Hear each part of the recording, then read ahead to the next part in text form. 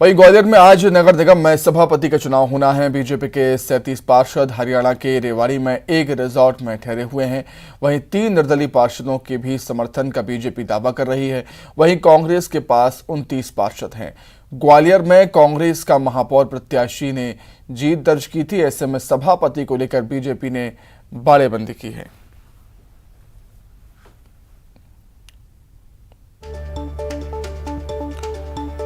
तो ग्वालियर में आज नगर निगम में सभापति का चुनाव होना है। बीजेपी के 37 पार्षद हरियाणा के रेवाड़ी में एक रिजॉर्ट में ठहरे हैं। वहीं 3 निर्दलीय पार्षदों के भी समर्थन का बीजेपी दावा कर रही है। कांग्रेस की बात करें तो कांग्रेस के पास 29 पार्षद हैं। ग्वालियर में कांग्रेस का महापौर प्रत्याशी जीता था। ग्वालियर में कांग्रेस ने जीत दर्ज की थी महापौर के पद पर। ऐसे में सभापति को लेकर बीजेपी ने बाड़ेबंदी कर दी है और तमाम तरीके के प्रयास यहां पर किए जा रहे हैं कि सभापति का पद बीजेपी के पास हो।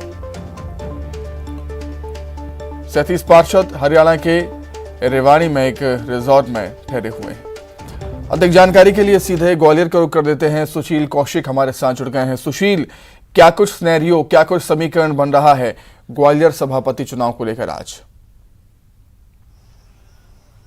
बिल्कुल, देखिए ग्वालियर नगर निगम में आज सभापति का चुनाव होगा। इसके लिए ग्वालियर नगर निगम के 66 पार्षद जो है मतदान करेंगे।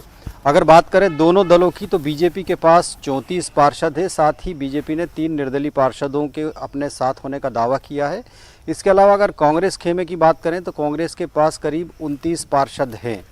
अब 10:30 बजे के लगभग आज जलविहार स्थित महापौर कार्यालय जो है वहाँ मतदान की प्रक्रिया होगी। मतदान को लेकर पूरी सुरक्षा व्यवस्था और प्रशासनिक अधिकारी तैनात रहेंगे।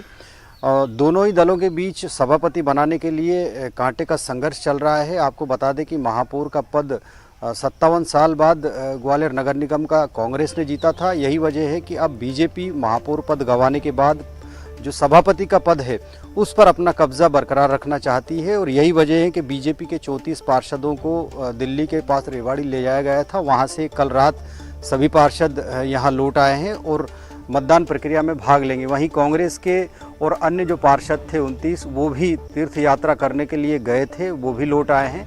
तो आज सभापति के लिए नगर निगम ग्वालियर का घमासान होगा और ये भी आशंका दोनों ही दलों की थी कि कहीं ना कहीं क्रॉस वोटिंग उनके पार्षद ना कर दे। यही वजह है कि दोनों दलों ने बाड़ेबंदी करते हुए अपने पार्षदों को बाहर भेज दिया था। लेकिन सभापति का चुनाव अगर देखें तो बीजेपी के पास बहुमत है। बीजेपी की स्थिति भी मजबूत है क्योंकि 3 निर्दलीय पार्षदों का साथ होने का दावा भी बीजेपी ने किया है। लेकिन सिनेरियो क्या बनेगा ये जब मतदान शुरू होगा तभी पता चलेगा, क्योंकि बीजेपी में भी कहीं ना कहीं अंदर खाने थोड़ा डर है कि कहीं बीजेपी के पार्षद क्रॉस वोटिंग ना कर दे।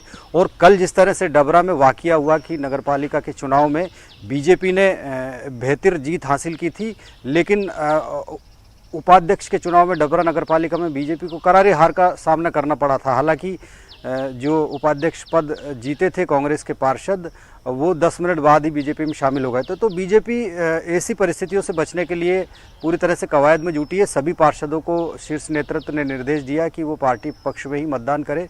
वहीं कांग्रेस का यही प्रयास है कि कोई बीजेपी के पार्षद अगर टूट कर आते हैं तो उनके समर्थन से कांग्रेस अपना सभापति यहाँ बनाए। तो कुल मिलाकर आज ये सभापति का जो चुनाव होगा एक दिलचस्प जंग होगी बीजेपी और कांग्रेस के बीच। ठीक है सुशील, ग्वालियर में सभापति के चुनाव एक बड़ी खबर तो है ही, और क्या कुछ बड़ी खबर है जिले की? बिल्कुल, देखिए आधार अपडेशन के लिए लगातार जो कवायद चल रही है सरकार की, उसके तहत आज जो मास्टर ट्रेनर है उनकी ट्रेनिंग होगी आधार की और ये बाल भवन में कार्यक्रम होगा। सुबह 11 बजे के लगभग शुरुआत इसकी होगी। इसके अलावा वैक्सीनेशन का अभियान लगातार चल ही रहा है। बूस्टर डोज के लिए आज ग्वालियर के करीब 300 जो वैक्सीनेशन सेंटर है वहाँ पर वैक्सीनेशन की प्रक्रिया चलती रहेगी। इसके अलावा मुरार जो जनपद अध्यक्ष बने थे, अभी पिछले सप्ताह चुनाव हुआ था मुरार जनपद अध्यक्ष उपाध्यक्ष का, उनका शपथ ग्रहण समारोह आज मुरार स्थित जनपद कार्यालय में होगा।